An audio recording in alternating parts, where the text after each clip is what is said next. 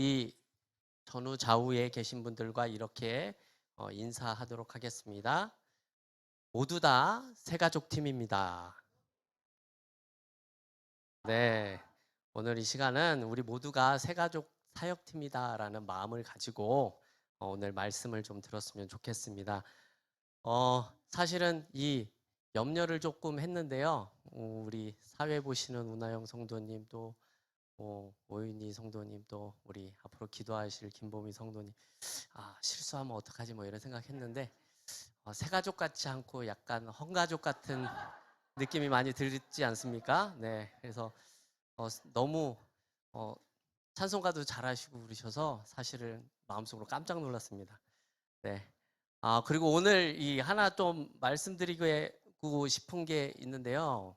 제가 말씀을 사실은 이 새가족 이 헌신 예배를 위해서 전부터 준비를 하고 있었는데 오늘 본문에 나온 이 내용들이 전에 유 목사님이 막 수요 예배할 때 나오기도 했고요. 얼마 전에 담임 목사님께서 또 이 탕자 이야기를 또 해주셔가지고 제가 그거 듣고 이렇게 설교를 한 건 아니고요. 제가 미리 전부터 준비해 오고 있었다는 사실을 꼭 생각해 주시고 농담이고요.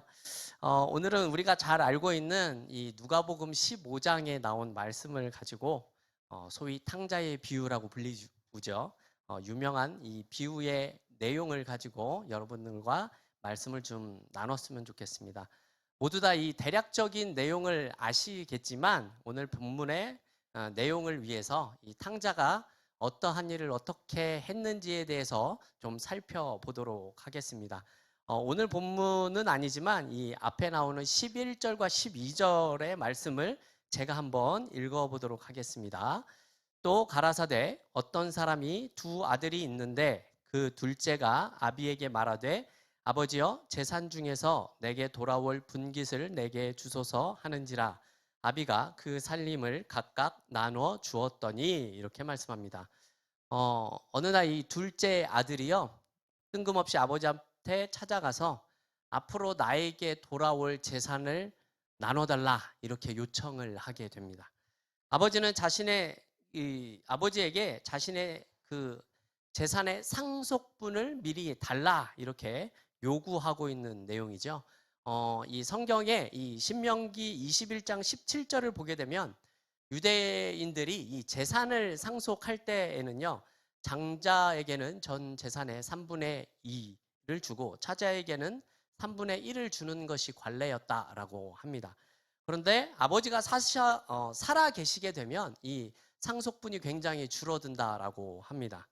이럴 경우 차자는 재산의 9분의 1 정도를 상속을 받았다라고 합니다.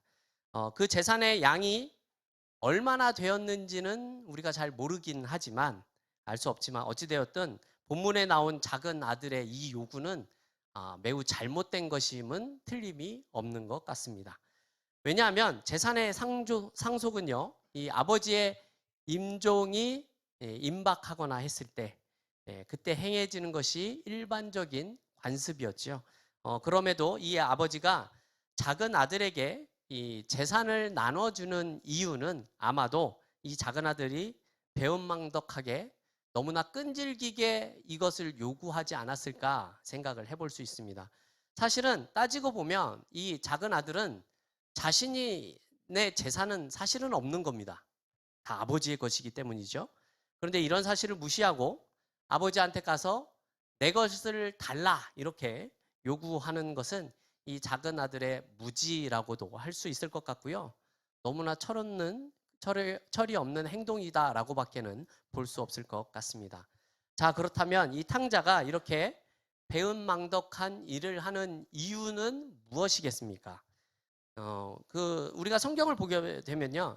그는 아버지와 함께 사는 것보다 이 아버지를 떠나서 자신이 원하는 대로 자신의 마음대로 살아보려는 그런 생각이 있었던 것 같습니다.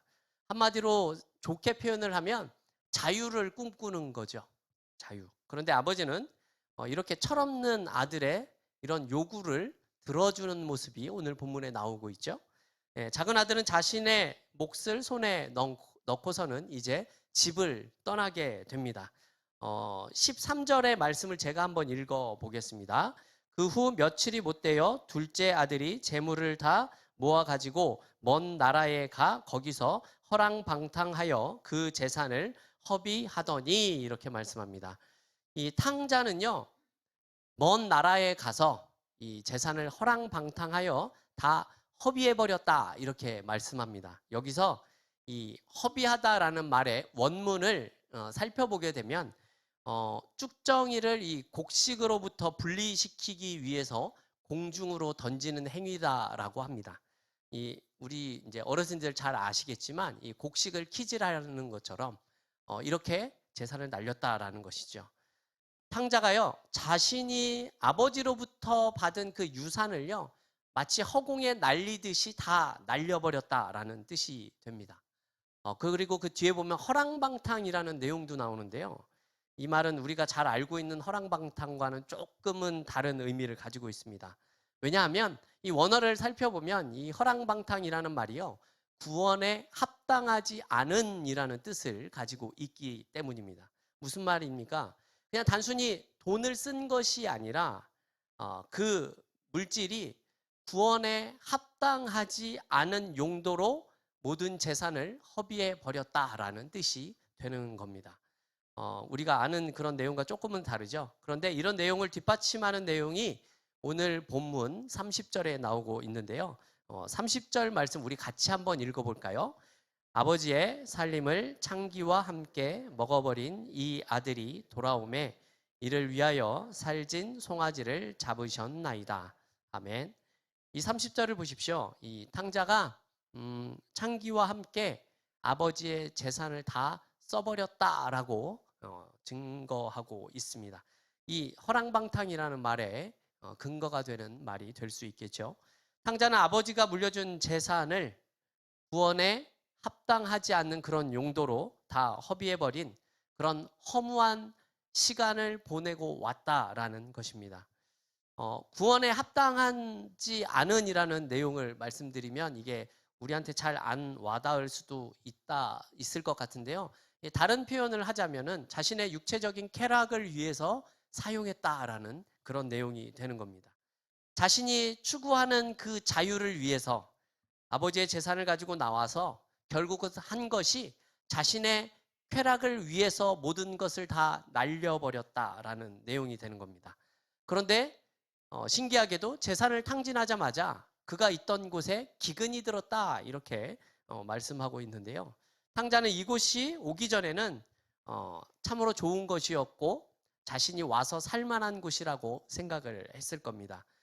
이곳은 아버지의 간섭도 없고 내가 원하는 대로 할 수 있는 그런 자유로운 곳, 자신이 주인이 되고 자신이 원하는 것은 무엇이든 할 수 있는 곳이다라고 생각을 했지만 얼마 되지 않아 궁핍에 처하게 되는 것을 우리가 성경을 통해서 알게 되고 있죠.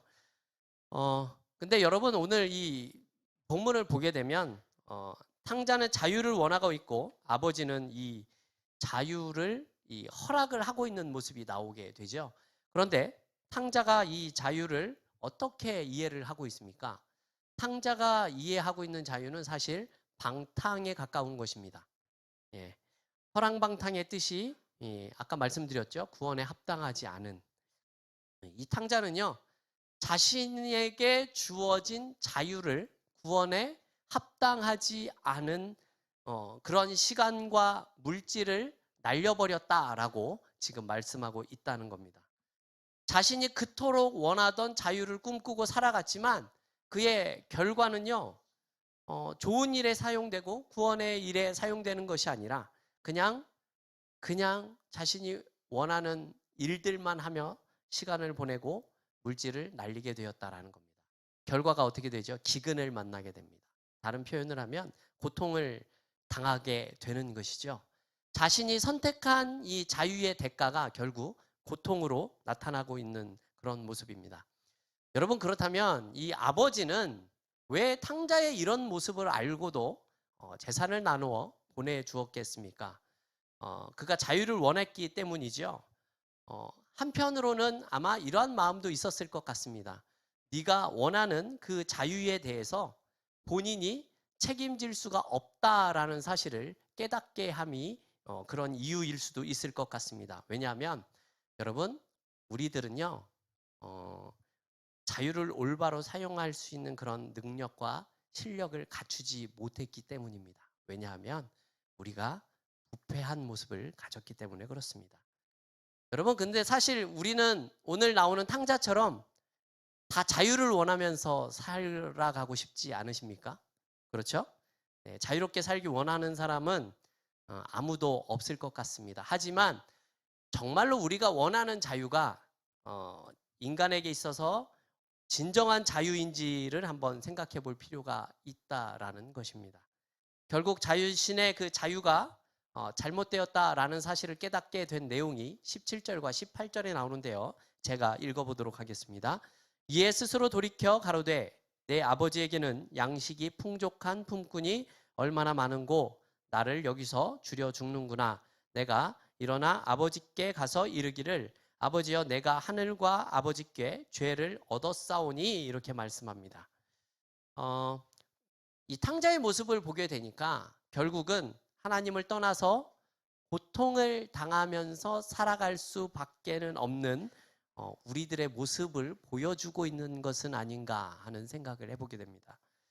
탕자는 자신이 재물을 다 잃어버리게 되자 말할 수 없는 허무에 빠지게 되죠. 아마 이 재물만 있으면 내가 원하는 대로 바라는 것들을 다 할 수 있을 것이다라고 생각을 했었을 겁니다. 거기에 행복이 있을 줄 알았는데 재물이 사라지자 고독함과 고통과 배고픔만 남게 되었습니다. 그러나 이제 정신을 차리게 되죠. 17절을 보게 되면 스스로 돌이켜라는 말씀이 나옵니다. 이제 아버지께로 돌아갈 결심을 한 것이죠.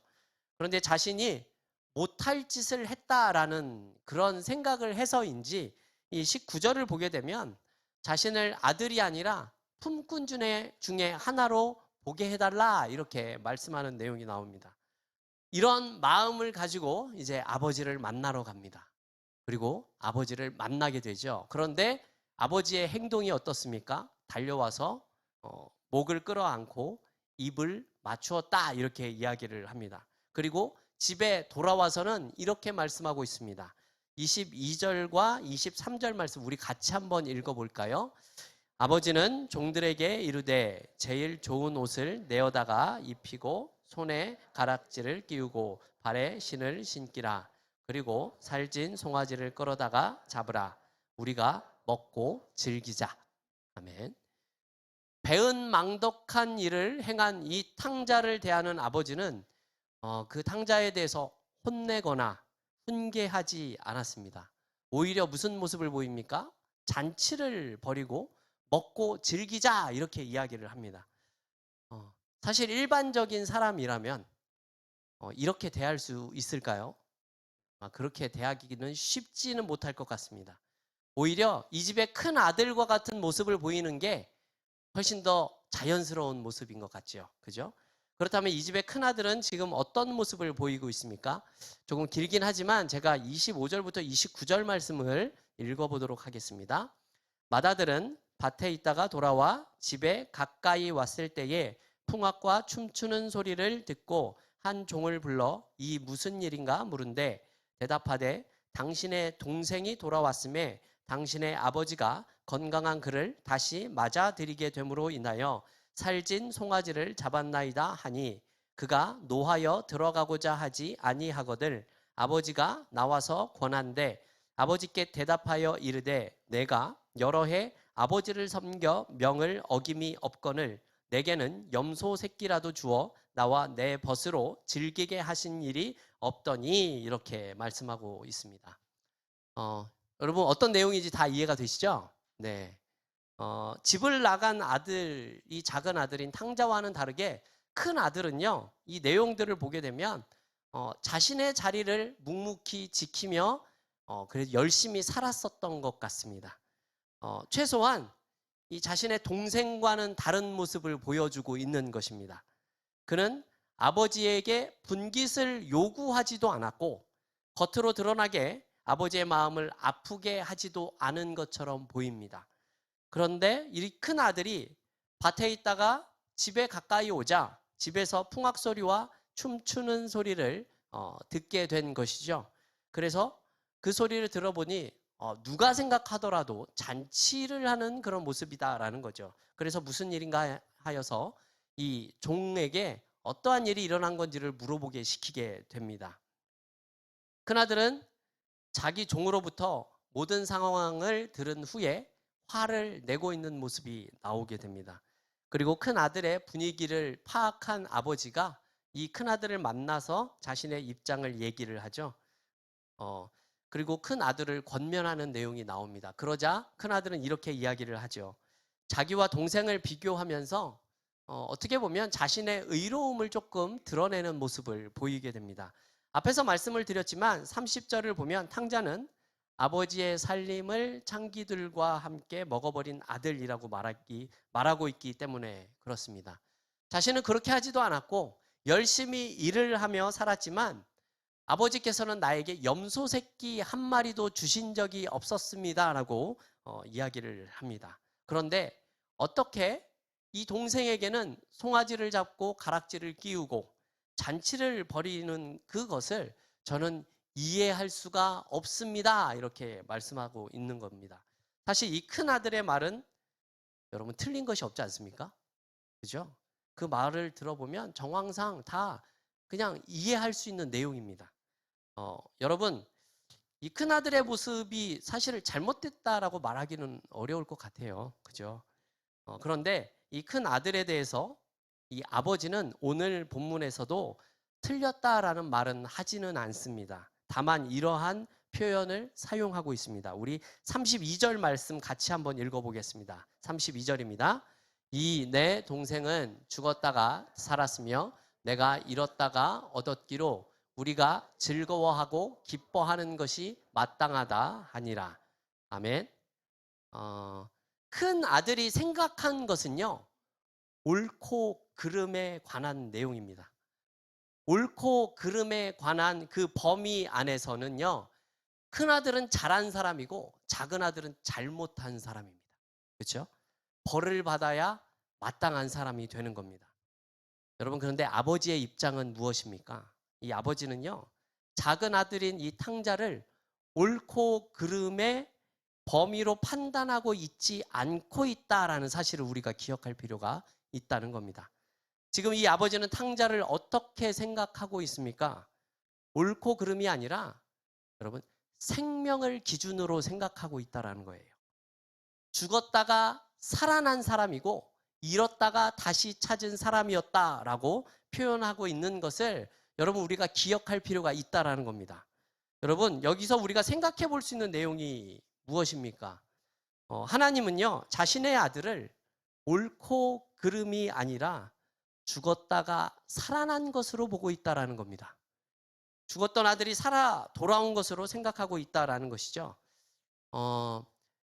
지난번에 이제 수요 예배 때 유목사님 설교 중에 라이언 일병 구하기라는 그런 내용을 말씀하신 적이 있습니다. 제가 이제 그 이야기를 조금 해보려고 하는데요. 이 라이언 일병 구하기라는 영화의 내용을 줄거리를 조금 말씀드리도록 하겠습니다. 배경은 2차 세계대전 때의 이야기입니다. 이 배경 속에서 이제 전쟁을 치르고 있는 가운데 미국의 이 행정부가 전사자들의 명단을 처리하고 있는 과정 가운데 있었습니다. 그런데 하나 이제 충격적인 사실을 발견하게 된 겁니다. 그 내용이 뭔가 하면 이 라이언가의 4형제가 다 전쟁에 참가를 했는데 이 3형제가 며칠 사이를 두고 다 전사가 된 겁니다. 그래서 막내 제임스 라이언 일병 혼자가 남게 된 것이죠. 그래서 이 행정부가 이 하나 남은 이 아들을 집으로 보내야 한다라고 생각을 해서 이제 팀을 꾸려서 이 라이언 일병을 구할 8명의 사람을 뽑아서 그곳에 파견시키게 됩니다. 정보에 의하면 이 제임스 라이언 일병이 그 프랑스에 있는 전선에 조그만 요충지인 다리를 지키고 있었다라는 정보를 얻게 됩니다. 그런데 그 다리가 지금 독일군에게 둘러싸여져 있는 아주 위험한 상황이었습니다. 그래서 이들이 고생 끝에 이 라이언 일병을 찾으러 들어가게 되는데요. 말씀드리면 이제 이 한 사람을 구하기 위해서 8명의 군인이 목숨을 걸어야 하는 상황이 된 겁니다. 그래서 이 팀원들이 과연 이 라이언 이 한 사람을 위해서 8명의 생명을 거는 것이 맞는 일인가에 대한 그런 논쟁을 하게 됩니다. 하지만 결국 라이언 일병이 있는 곳을 찾아가게 되고 그를 만나게 됩니다. 거기서 이제 집으로 가야 한다라고 권하게 되는데 이 제임스 라이언 일병이 하는 말이 어떻게 나 혼자 집을 갑니까? 여기 남아있는 사람을 두고 저는 혼자 돌아갈 수가 없습니다라고 이야기를 하게 되고 그래서 이 8명의 이 팀원들과 같이 남아서 그곳에서 독일군과 전쟁을 치르게 됩니다. 결국 치열한 전쟁 끝에 그 다리를 사수하게 되고 라이언 일병도 결국은 집으로 돌아오게 됩니다. 하지만 그를 구하러 갔었던 8명의 대원 중에 6명이 전사를 하게 됩니다. 결론적으로 라이언 일병 이 한 사람을 구하기 위해서 6명의 사람이 목숨을 잃게 된 겁니다. 여러분, 이 영화의 내용을 보게 되면 한 사람의 생명을 구하기 위해서 또 다른 생명을 지불하고 있는 모습이 나옵니다. 여러분, 이것은 가치가 있는 희생일까요? 아니면 이 세상에서는 소위 이런 표현 뭐하지만 개죽음을 당하는 일이겠습니까? 여러분, 복음을 위하여서 선교지에서 죽어가는 그 선교사들의 가치는 가치 있는 희생일까요? 아니면 개죽음을 당하는 것이겠습니까? 여러분, 복음을 위하여 죽는다라는 말은요, 다른 표현을 하게 되면 사람의 생명을 살리기 위해 자신의 생명도 버릴 수 있었다라는 말이 되는 겁니다.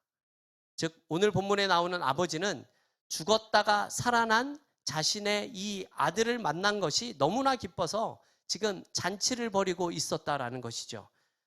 이 아버지는 잔치를 벌이는 그 비용을 계산하거나 이 아들놈이 얼마나 자신의 재산을 날려버렸는지에 대해서 생각하는 것이 아니라 죽었던 아들을 다시 찾았다라고 표현하고 있는 것입니다. 왜냐하면 다시 찾은 아들의 생명이 너무나 기쁘기 때문에 그렇습니다. 여러분, 이 자리에 있는 우리 부모님들은 다 공감하실 것 같아요. 만약에 자식이 죽어가고 있는 상황이라면 재산을 생각해서 이만큼만 치료비로 사용해야 되겠다라고 생각하시는 분은 아마 아무도 안 계실 것 같습니다. 있는 거 다 해서라도 어떻게든 살리고 싶은 것이 부모님의 마음들이지 않습니까? 오늘 본문에 나오는 이 아버지의 마음도 그와 같은 겁니다. 죽었다가 살아난 아들이기 때문에 그깟 잔치를 하는 그 비용 따위는 이 아들의 생명보다 중요할 수가 없다라는 말씀입니다. 여러분, 사실 이 내용은요, 이 누가복음 15장 전체에서 지금 나오고 있습니다. 그 앞에 보게 되면 잃어버린 한 양에 대한 내용이 나오지 않습니까? 한 마리의 양을 잃어버렸는데 목자가 99마리를 두고 그 한 마리를 찾으러 갑니다. 그리고 찾아와서는 거기서도 잔치를 베풀었다라는 이야기가 나옵니다. 그 뒤에 드라크마를 하나 잃어버린 사람의 이야기도 나오죠. 그 잃어버린 한 드라크마를 또 찾았더니 주위의 이웃들과 잔치를 벌였다라는 내용이 나타나고 있는 겁니다. 오늘 본문까지 포함해서 이 세 비유가 공통적으로 이야기하고 있는 이 내용이 무엇입니까? 잃어버린 영혼을 다시 찾은 그 기쁨을 우리에게 보여주고 있다라는 것입니다. 여러분, 오늘 본문의 내용으로 하면 죽었던 아들이 다시 돌아온 그 기쁨이 너무도 크다라는 사실을 강조하고 있는 것입니다. 여러분, 하나님께서 가장 중요하게 생각하는 것이 무엇이겠습니까? 여러분, 바로 사람의 생명입니다. 네, 교회는요, 즉 기독교는요, 생명에 관련된 종교입니다. 즉 사람의 생명을 살리는 일에 그 목적이 있다라는 말씀이에요. 성도 여러분, 예수 그리스도께서 이 땅 위에 오셔서 십자가에 달리신 이유가 무엇이라고 생각하십니까? 여러분, 결국은요, 사람을 살리기 위해서 오신 겁니다. 그죠? 오늘 본문에 나오는 큰 아들처럼 예수님이 이 땅에 오셔서 너는 잘했고 너는 못했고를 따지는 것이 아니라 사람을 살리기 위해서 이 땅 위에 오셨다라는 것입니다. 여러분, 이 말씀이 뜻하는 바가 무엇이겠습니까? 우리 믿는 성도들도 예수님과 같이 사람을 살리는 일에 부름을 받았다라는 겁니다. 그래서 여러분, 교회는 사람을 얻으면 다 얻는 겁니다. 그리고 반대로 사람을 잃으면 우리는 다 잃는 것과 다를 바가 없다라는 것이죠. 여러분, 지금 이 시간에 우리가 무엇을 하고 있습니까? 우리 새롭게 한 식구가 된 새가족 여러분들과 사실은 하나님 안에서 잔치를 벌이고 있는 겁니다. 네, 새롭게 얻은 그 생명을 축하하고 하나님께 헌신을 다짐하고 있는 그런 축제의 시간이 되고 있다라는 겁니다. 여러분, 그렇다면 이것이 우리 새가족 사역팀에게만 주어진 일이겠습니까? 여러분, 그렇지가 않죠. 시작할 때 인사로 말씀을 드렸지만 여러분, 우리는 모두가 새가족 사역팀인 겁니다. 네, 이런 모습은요, 우리 모두가 감당해야 하는 모습입니다. 그래서 여러분, 우리도 지금 새 생명 대축제를 준비하고 있지 않습니까? 그죠? 잃어버린 생명을 다시 찾기 위해서 이 새 생명 대축제라는 잔치를 통해서 많은 생명을 구하고자 우리가 준비하고 있는 겁니다. 여러분, 11월 20일 아직도 시간이 있습니다. 한 사람의 생명을 한 사람이라도 더 살릴 수 있는 기회가 아직 우리에게 남아 있다라는 겁니다. 이 새 생명 대축제를 통해서 많은 생명을 다시 찾는 일에 우리 모두가 힘써야 할 것입니다. 여러분, 말씀을 마치겠습니다. 성도 여러분, 하나님께서는 예수 그리스도를 이 땅 가운데 보내셔서 우리의 생명을 살리셨습니다. 그리고 그렇게 해서 다시 생명을 찾게 된 우리들을 너무나 기뻐하고 계신다라는 사실을 오늘 본문을 통해서 우리에게 말씀하고 있습니다. 예수 그리스도의 생명을 지불하고 우리의 생명을 살렸다라는 것은요, 여러분, 우리의 생명이요, 예수님의 생명의 가치만큼의 가치가 있다라는 사실을 기억할 필요가 있습니다. 예수님의 생명의 가치를 가진 우리가 또 다른 일에, 또 다른 사람의 생명을 살리는 일에 사용될 수 있는 저와 여러분이 다 되어질 수 있기를 주님의 이름으로 축원합니다. 네, 잠시 기도하겠습니다. 하나님, 감사합니다. 우리가 참으로 귀한 사명을 받았습니다. 하나님 아버지,